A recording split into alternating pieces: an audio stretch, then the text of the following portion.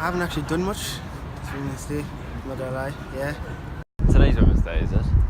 I didn't know about it really, unfortunately. I don't know, I actually don't do much, I'm not gonna lie. I could actually help as much as I could, but I don't do much myself at the moment now. The issue, I think, for me, in terms of, how we get men kind of more engaged in the fight for equality, is that there has to be a recognition of their own complicity in maintaining the status quo. So when we could say, okay, so what are you doing to support women? What we're actually saying is, how are you being a better man? I went to cinema, the Captain Marvel's movie. It's actually a good sign in Women's Day, women empowerment. Yeah, I made a post on Instagram saying, happy International Women's Day to, all the amazing women's out there. Not particularly, no. Well, not doing anything in this subject is doing something, I guess, isn't it? I don't want them to necessarily help me. I want them to help themselves to be better human beings and actually recognise their privilege, and not to be embarrassed about it, but to work with that privilege. Work on other men. The men's role is to actually improve other men. That's not my job. My job is not to improve men. My job is to get them to improve themselves, to work with each other and actually come to an understanding of what it means to be a man. Equality with men, I think making sure that you get treated fairly and you get the same opportunities as men, because I think most people are educated enough now to not do things consciously, but there's still an unconscious bias, and I think that still needs to be worked on. The issue with trying to engage men in these issues is trying to engage them in a way that doesn't make them feel that they're always having to be defensive, that they have to say, you women, you've got everything. Look, you've got a women prime minister. Yeah, I can't get a job now because women, all the jobs go to women. So there's a kind of perceptual issue that somehow, in order to fight for equality, that men have to be less than men, or they somehow have to give up something. And they do have to give up something. They have to give up their all-consuming power. In the day-to-day lives, make sure we treat women how we would like our wives and daughters to be treated.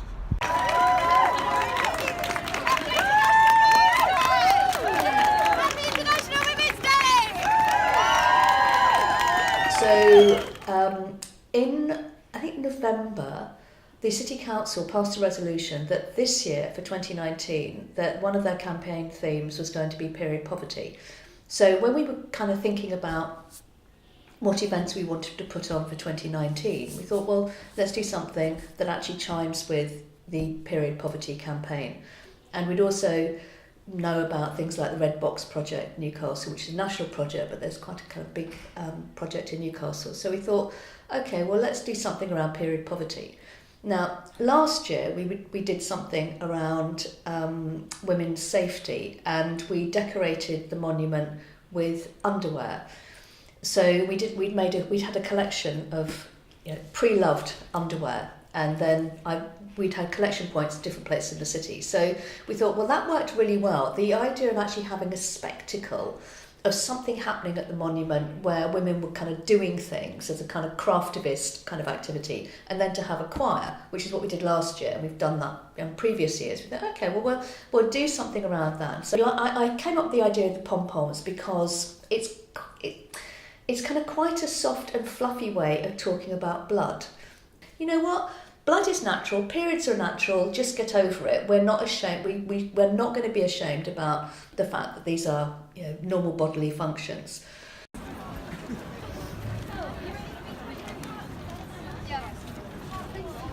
Maybe a couple of days before the event, we had something like 150 something women who had signed up to the event. Well, what we know is for a free event, particularly on a weekday, particularly at lunchtime, that people will sign up in January, and then by the time of the event, it's like, oh, life's happened, I can't make it. But we probably had maybe 70 or 80 women who could make it, who came to the rehearsal in Buick Hall in the library, and then did, wrapped the monument around with pom-poms. So the idea of it was very much around having something which was kind of quite fun, because it's International Women's Day. We should be celebrating the wonderfulness that is women. So something which was quite fun, but also something which was quite serious, and using a fun way of actually making a serious point. We get free contraceptives and condoms. It's a capitalist dream designed by the patriarchy. 2, 3, let's sing for period. Positivity. Celebrate our beautiful bodies. Raise our voice for our community. Be womankind. Teach our girls to be proud and strong. Reach for the stars and live their song. When we kind of work in universities, we do our research and we find out loads of things. We write it up in a paper which is read by 3 people. You're not going to make change that way. You'll make change by engaging other people in community, other women, other men, engaging policymakers, engaging the city council, engaging people to actually think, oh yeah, actually I hadn't really thought about that. I hadn't really thought about the fact that, that there still is VAT on sanitary protection. I hadn't really thought about the fact that if you're, a homeless woman, how are you going to afford tampons? Haven't really thought about if you're a schoolgirl and you live in poverty, how you're going to get to school and not bleed all over the chair. So just getting people to think about these things is how we're actually going to make change. And so it was ironic that on the Monday before International Women's Day, the government announced that sanitary protection was going to be free in every NHS hospital. Now, that is fantastic. I mean, one could say, well, why haven't they done this, years and decades before? Yeah, why not? But actually they've done it now.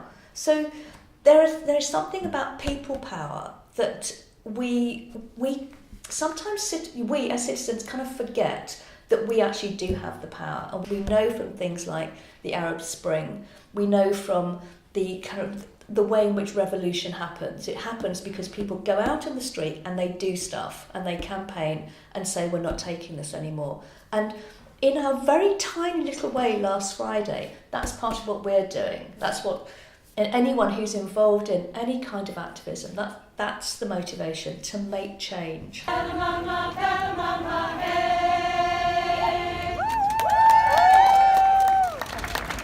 I think with period positivity, there's still a long way to go. There's still a lot of stigma attached, even in this country. There's a lot of people who can't afford to have menstrual products. What a brilliant thing to do, actually, to come to meet with other groups of women and just to have a moment to think about period poverty and to have that awareness ourselves as well as spreading awareness.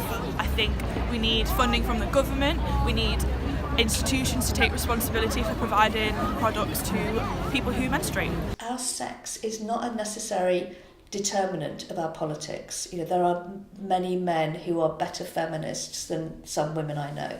So it's not only about sex, but the combination of sex and politics. If you've got a woman politician who is willing to stand up and fight for equality, that's fantastic. If you've got men to do that, even better.